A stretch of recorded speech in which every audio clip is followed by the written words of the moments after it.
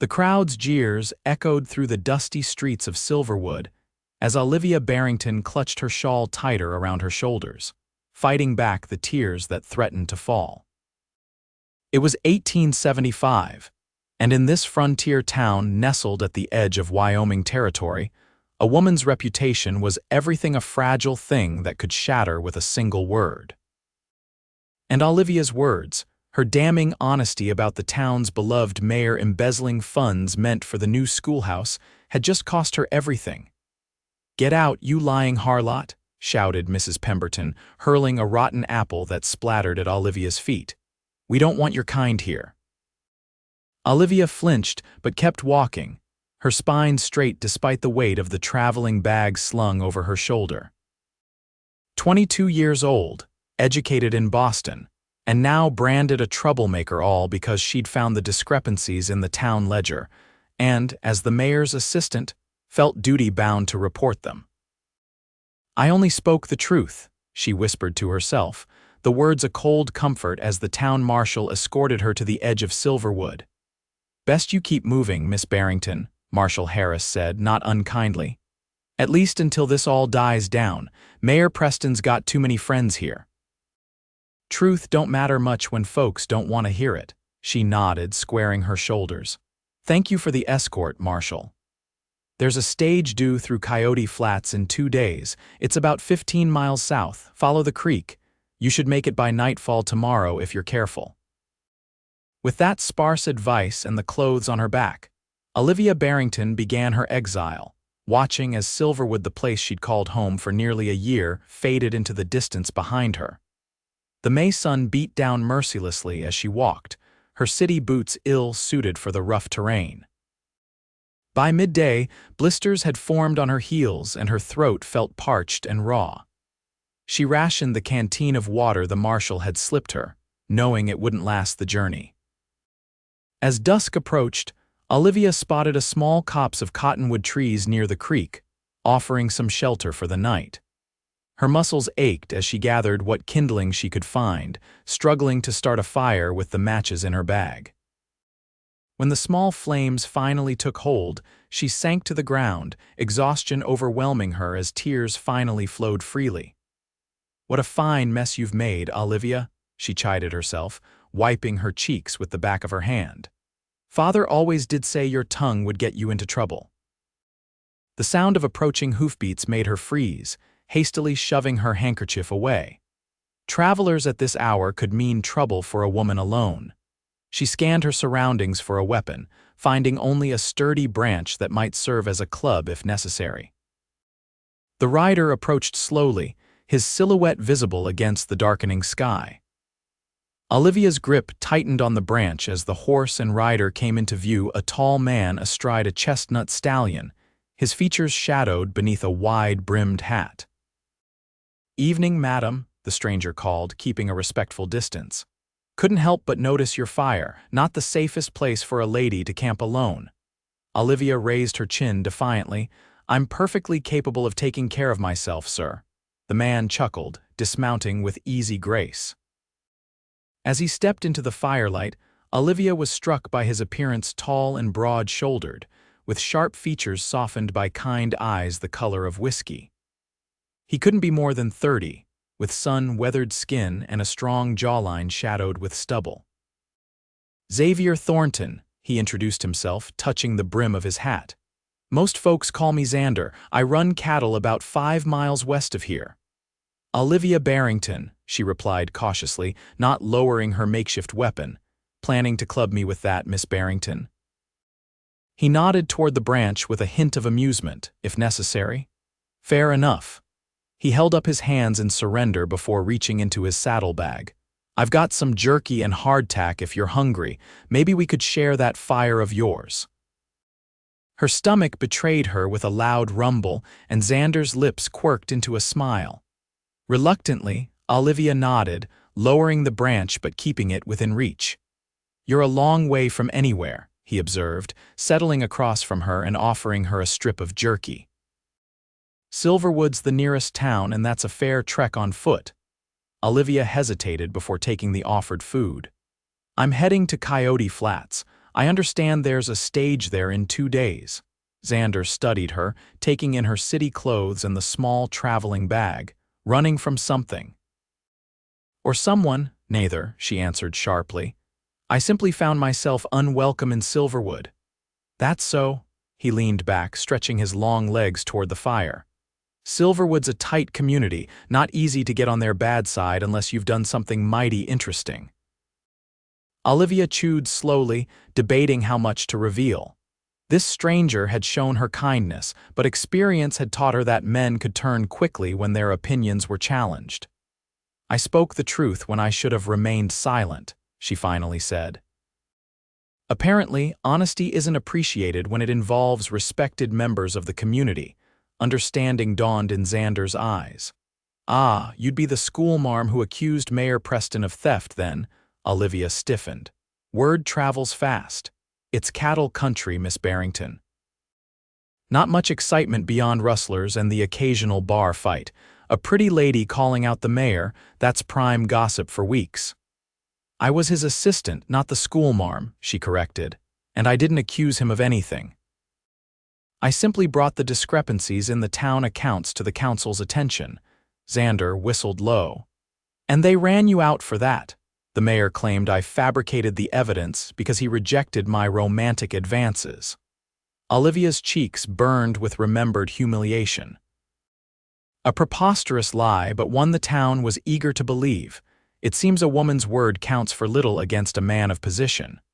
To her surprise, Xander didn't immediately dismiss her claims or defend the mayor. Instead, he nodded thoughtfully. Preston's always struck me as a bit too slick. Wouldn't surprise me if he's been skimming off the top. Olivia stared at him, astonished by his ready acceptance of her story. You believe me, just like that, he shrugged, poking at the fire with a stick. I'm a fair judge of character, Miss Barrington. You don't strike me as the type to make up tales for attention.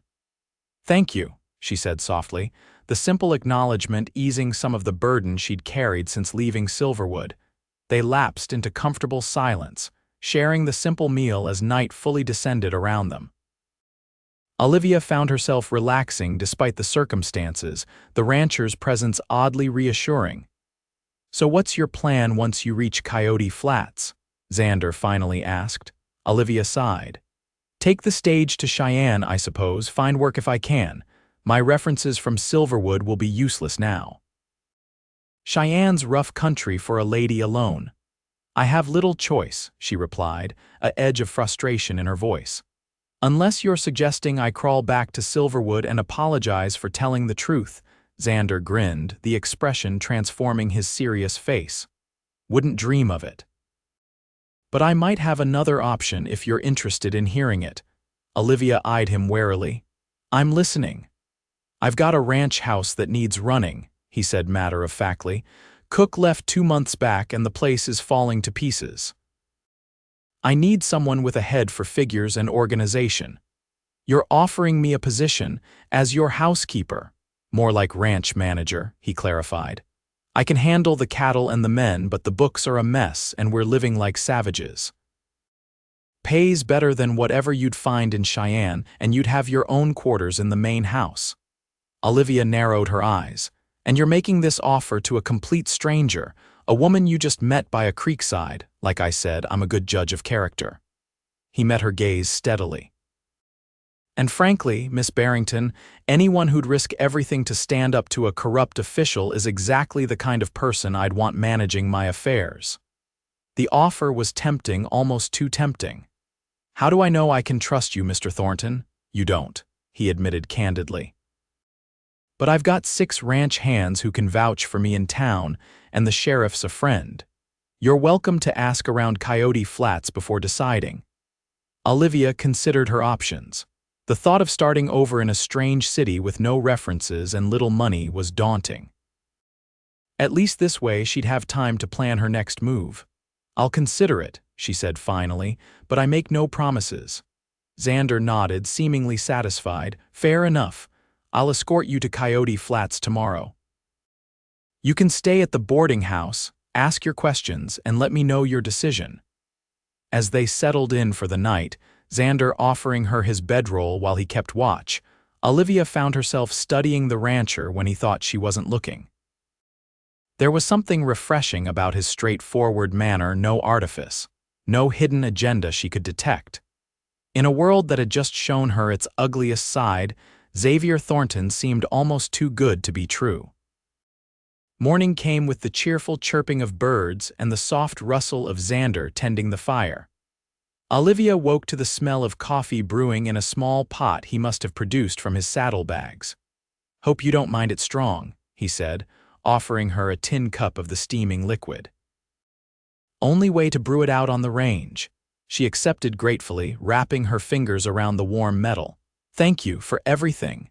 He shrugged off her thanks, busy preparing a simple breakfast of more hardtack and dried fruit. "We'll reach Coyote Flats by noon if we share my horse." "That is, if you don't mind riding with me." The idea of being pressed so close to this man she barely knew should have scandalized her. Instead, Olivia found herself nodding. "That would be most helpful, Mr. Thornton." "Xander," he corrected, a smile playing at the corners of his mouth. "If we're going to share a saddle, might as well use my given name." The journey to Coyote Flats passed more pleasantly than Olivia could have imagined. Seated before Xander on his horse, she was acutely aware of his arms around her as he held the reins, his chest a solid presence at her back. He pointed out landmarks as they rode, telling her stories of the land and its people that made the harsh wilderness seem almost welcoming. Coyote Flats proved to be little more than a collection of buildings clustered around a dusty main street, a far cry from the relative civilization of Silverwood, let alone Boston. Still, it had the essentials: a general store, a small hotel with attached saloon, a stable, and the sheriff's office. True to his word, Xander escorted her to the boarding house, a tidy two-story building run by a plump, cheerful widow named Mrs. Sullivan. "Any friend of Xander's is welcome here," the woman assured Olivia, showing her to a small but clean room. "He's one of the good ones, dear. Saved this town during the blizzard of '73 by bringing in supplies when the pass was near impassable." Throughout the day, as Olivia explored the tiny settlement, she heard similar testimonials. The shopkeeper, the barkeep, and even the gruff sheriff all spoke highly of Xavier Thornton. He was fair to his men, honest in his dealings, and generous when the town faced hardship. "Too stubborn for his own good sometimes," Sheriff Miller told her with a chuckle. "But you won't find a better man in 3 counties. His offer's genuine, Miss Barrington." The Thornton spread could use a woman's touch, and those cow hands of his need someone to keep them in line when the boss is out with the herd. By evening, when Xander returned to hear her decision, Olivia had made up her mind. "I accept your offer, Mr. Xander," she said, meeting his gaze across the boarding house dining table. "On a trial basis, 3 months after which either of us can terminate the arrangement." His slow smile warmed something inside her that had been cold since Silverwood. Smart negotiating. "I agree to your terms, Miss Barrington." "Olivia," she corrected, surprising herself. "If we're to work together, you might as well use my given name." The Thornton Ranch sprawled across a valley backed by rolling hills. Its main house, a substantial 2-story structure built of solid timber with a wide porch wrapping around 3 sides. It was beautiful in a rugged way, though clearly suffering from neglect, shutters hanging crooked, the porch steps sagging in places, the garden overgrown with weeds. "It's not much to look at right now," Xander admitted as they rode up, sounding almost sheepish. "Been focusing on the herd rather than the house since my father passed 2 years back." "It has good bones," Olivia observed, seeing past the disarray to the home's potential. "Nothing that can't be set right with some attention." The interior confirmed her assessment: solid furniture buried under layers of dust, floors that needed scrubbing, but a fundamentally sound home crying out for a woman's touch. Her quarters, as promised, were generous. A bedroom with adjoining sitting room at the back of the house, affording her privacy while keeping her close enough to manage the household. The next weeks passed in a flurry of activity as Olivia threw herself into transforming the ranch house. She hired a local girl, Jenny Martinez, to help with the cleaning and cooking, set the bunkhouse in order, and tackled the chaotic ledgers Xander had been neglecting. "You've worked miracles," Xander told her one evening as they sat on the freshly repaired porch, watching the sunset paint the hills in gold and crimson. "I hardly recognize the place." "I've barely begun," she replied, though his praise sent a pleasant warmth through her. "The garden will need to be replanted entirely, and that roof won't make it through another winter without repairs." Xander chuckled, the sound rich and genuine. "Always seeing what needs fixing. Do you ever stop to appreciate what you've already accomplished, Olivia?" She glanced at him, surprised by the question. "There's always more to be done." "There is," he agreed, his gaze warm as it rested on her face, "but sometimes it's worth pausing to celebrate how far you've come." Something in his tone made her heart quicken, and she looked away, focusing on the distant mountains. In the month since arriving at the ranch, she'd grown increasingly aware of Xander in ways that extended beyond their professional relationship. The way his shirt stretched across his shoulders when he worked with the horses, how his eyes crinkled at the corners when he smiled, the unexpected gentleness in his calloused hands when he helped her down from a wagon. "I received a letter from Silverwood today," she said, changing the subject. "Apparently Mayor Preston has resigned his position and left town rather suddenly." Xander raised an eyebrow. "Is that so? Guilty conscience, perhaps? More likely fear of investigation." The letter said the town council found evidence of significant financial improprieties after his departure. Olivia couldn't keep a note of satisfaction from her voice. "They've offered to reinstate me with a formal apology." A shadow passed over Xander's face. "I see. Will you be returning then?" "No," the answer came without hesitation. "I've found my place here unless," she faltered. "Unless you'd prefer I leave after my 3 months are complete, I'd prefer you stay," he said quietly. "For as long as you want." Their gazes held for a long moment, something unspoken passing between them. Olivia felt her cheeks warm and rose from her chair. "I should check on dinner. Jenny's making her mother's enchiladas tonight." If Xander noticed her hasty retreat, he didn't comment on it. As summer gave way to fall, the dynamic between them shifted subtly. Xander sought her company more frequently, finding reasons to consult her on ranch matters that hardly required her input. Olivia found herself lingering in his presence, their evening conversations on the porch stretching later into the night as they shared stories of their pasts and dreams for the future. She learned that he'd been educated back east like herself, studying agriculture at a Pennsylvania college before returning to take over his family's ranch. He discovered her passion for literature and began bringing her books whenever he traveled to larger towns. They debated politics, laughed over childhood mishaps, and gradually built a friendship unlike any Olivia had known before. Yet beneath the friendship, something deeper simmered, evident in the way Xander's hand would sometimes brush hers when passing the coffee pot, or how Olivia would catch him watching her with an intensity that made her breath catch. The first snow of the season arrived in early November, blanketing the ranch in pristine white. Olivia stood at the window of the ranch house, watching as Xander and his men brought the remaining cattle down from the high pastures to the sheltered valley below. "They're coming in earlier than expected," Jenny observed, joining her at the window. "Mr. Thornton must be worried about the weather." "There's a storm brewing," Olivia agreed, noting the heavy clouds gathering on the horizon. "I'll need to prepare extra food." They'll be hungry after working in this cold. By evening, the gentle snowfall had transformed into a howling blizzard. The ranch hands huddled in the bunkhouse, while Xander paced the main house, periodically checking the windows as if to gauge the storm's intensity. "Sit down before you wear a path in my clean floors," Olivia chided gently, placing a cup of hot coffee in his hands. "The men are all accounted for, the livestock secure. There's nothing to be done now but wait it out." Xander accepted the coffee with a grateful nod. I don't like being trapped. Feels like being caged. Then let's make the most of it. Olivia moved to the bookshelf, selecting a volume. You've been promising to read The Last of the Mohicans for weeks. Now seems the perfect opportunity. His expression softened. You're determined to civilize me, aren't you? Merely broadening your horizons, she replied with a smile. Though I've given up hope on improving your penmanship. They settled before the fire, Olivia reading aloud while Xander listened, occasionally interrupting with questions or observations.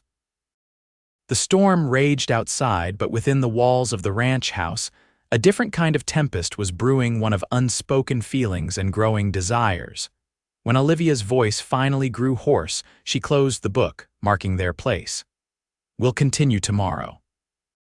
You read beautifully, Xander said, his voice low in the firelit room. Makes me wish I'd paid more attention to my literature professors. It's never too late to develop an appreciation for good writing, she replied, suddenly aware of how close they were sitting, shoulders nearly touching on the sofa. I'm developing an appreciation for many things I never noticed before, he said, his gaze intent on her face. Olivia's heart hammered in her chest, such as the way firelight brings out the gold in brown eyes. His hand moved to capture a loose strand of her hair. How a person's character shows in the smallest actions, the sound of a woman's laughter first thing in the morning. She should move away. Maintain the professional distance that had defined their relationship despite the growing attraction. Instead, Olivia found herself leaning slightly closer.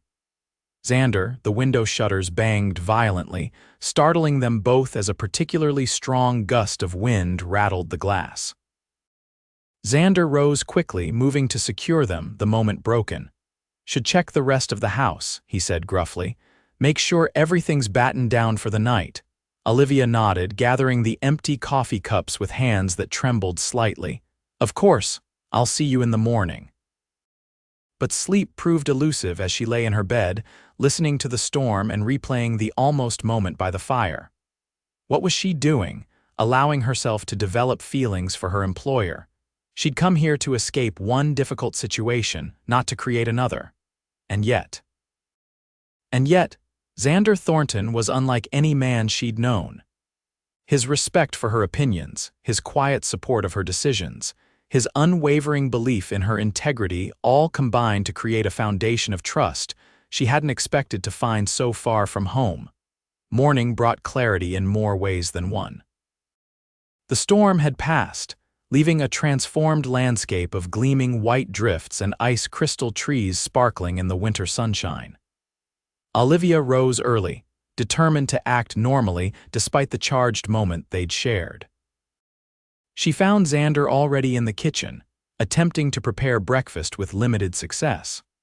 The sight of him hair tousled, shirt sleeves rolled up, flour dusting his forearms as he battled with biscuit dough brought a smile to her face. I thought I was the one responsible for meals, she teased, taking the biscuit cutter from his hands. He surrendered it willingly. Thought you deserved a morning off after keeping us all entertained last night, though I'm clearly not cut out for kitchen work. You have other talents, she assured him, efficiently reshaping his misformed biscuits. How bad is it out there? Worse than I expected. Drifts up to the fence lines in places. The men are digging out the bunkhouse now, but the trail to town will be impassable for at least a week. Olivia nodded, sliding the biscuits into the oven. We have supplies enough, though we may need to be creative with meals toward the end if we're truly snowed in that long. About last night, Xander began, his voice taking on a serious tone. I want to apologize if I made you uncomfortable. She turned to face him, wiping her hands on her apron. You didn't. No, a cautious hope flickered in his eyes. No, she confirmed softly. Though perhaps the timing wasn't ideal. He moved closer, close enough that she could see the varied amber flecks in his brown eyes. And what about now? Is this timing any better? Olivia's breath caught as he reached for her hand, his touch gentle but sure. Xander, I'm your employee. Is that all you want to be, Olivia? The question hung between them, fraught with possibility. She thought of all the reasons she should step back her independence, her plans to build a new life, the potential complications. But those reasons seemed hollow against the reality of this man who had offered her respect when others gave only scorn, who valued her honesty above convenient lies. "No," she admitted finally, "that's not all I want to be." His smile was like sunrise breaking over the snow-covered mountains. Slowly, giving her every chance to pull away, he leaned down until his lips brushed hers a question more than a demand. Olivia answered by rising on her toes, pressing her mouth more firmly against his, her hands coming to rest on his solid chest. The kiss deepened, his arms encircling her waist as her fingers tangled in his hair. When they finally broke apart, both breathing heavily, Xander rested his forehead against hers.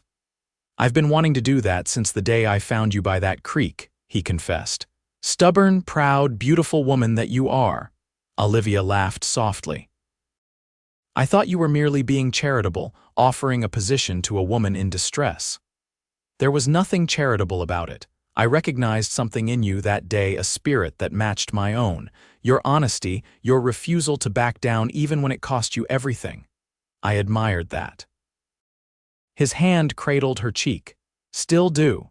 Where do we go from here?" she asked, practical even in this moment of revelation. Xander's expression grew serious. "That depends on what you want, Olivia. I won't pretend my feelings are casual. If we pursue this, I'm looking toward forever." The declaration should have frightened her. Instead, it filled her with a warm certainty. "Forever is a long time, Mr. Thornton. Not nearly long enough when it comes to you, Miss Barrington." The snowbound week that followed became a time apart from normal life, a chance for them to explore their changing relationship without outside interference. They read by the fire, played chess in the study, and shared long conversations about their hopes for the future. Xander spoke of expanding the ranch, perhaps adding sheep alongside the cattle operation. Olivia confessed her dream of someday opening a small school on the property. By the time the snow melted enough to clear the paths to town, their future together seemed as inevitable as the changing seasons. Still, Xander insisted on doing things properly. "I want no one questioning your reputation," he told her as they rode into Coyote Flats together. "Not after what you endured in Silverwood." His first stop was the jeweler's shop, where he selected a modest but elegant ring with a small sapphire that matched Olivia's favorite blue dress. His second was the church, where he spoke at length with the minister about arranging a spring wedding. News of their engagement spread quickly through the small community. To Olivia's surprise and gratification, it was met with universal approval. The women of Coyote Flats had watched the transformation of the Thornton Ranch under her management and deemed her a worthy partner for one of their most respected ranchers. The men, seeing the positive change in their typically serious neighbor, offered hearty congratulations. "Never thought I'd see the day," Sheriff Miller told Olivia with a wink. "That boy's been married to his ranch since he took it over. Takes a special woman to make him see there's more to life." "I didn't change him," she protested. "He was always more than just a rancher." "Maybe so," the sheriff conceded, "but it took your particular brand of honesty to make him admit it." That evening, as they rode back to the ranch side by side, Olivia shared the sheriff's comment. Xander laughed, the sound echoing across the winter bare landscape. "He's not wrong," he admitted. "I was hiding behind the work, afraid to want more after watching what my mother went through when my father died. Their love was so complete that losing him nearly destroyed her." "And now?" Olivia asked softly. Xander reined his horse to a stop, turning in the saddle to face her fully. "Now I understand what my father knew, that some loves are worth the risk. That having you for whatever time we're given is better than never knowing what it means to love someone completely." He reached across the space between their horses, taking her gloved hand in his. "You were banished for your honesty, Olivia Barrington, and it led you straight to me. That truth of yours is worth more than any bride price I could ever pay." The spring wedding was everything Olivia could have wished for, simple but meaningful, with wildflowers decorating the small church and the entire town in attendance. Even a delegation from Silverwood arrived, the new mayor formally apologizing for the town's treatment of her and offering a wedding gift as restitution. "Keep it," Xander told the man firmly. "Use it for that schoolhouse Olivia tells me was never built. That's the only gift we need." As they exchanged vows beneath a bower of fresh blossoms, Olivia reflected on the strange path that had brought her to this moment. Her insistence on truth had cost her one home but led her to another one built on mutual respect, shared values, and a love that embraced her exactly as she was. "I now pronounce you husband and wife," the minister declared. "Mr. Thornton, you may kiss your bride." Xander's kiss was a promise, sealed before witnesses, but meant only for her a vow that her honesty would always be cherished, her spirit always honored, her love always returned in equal measure. The years that followed brought challenges, as all marriages face. The harsh winter of 1879 threatened the herd. A falling market for beef tested their financial resources. The arrival of their first child, a daughter with her father's determined chin and her mother's thoughtful eyes, brought sleepless nights and new worries. But through it all, the foundation remained solid: two people who had found in each other not just love but a shared commitment to truth, however difficult, and to standing together against whatever storms might come. By their 5th anniversary, the Thornton Ranch had nearly doubled in size, its operations diversified to include not just cattle but horses and a small orchard of hardy apple trees. The school Olivia had dreamed of stood on the eastern edge of their property, welcoming children from neighboring ranches and coyote flats alike. And on a crisp autumn evening much like the one when they'd first acknowledged their feelings, Olivia found Xander on the porch swing, watching their daughter chase fireflies in the gathering dusk. "Any regrets?" he asked as she settled beside him, their second child, a son not yet 2 months old, sleeping peacefully in her arms. Olivia considered the question, looking out over the land they'd built together, the home they'd created, the family they'd begun. Not a single one.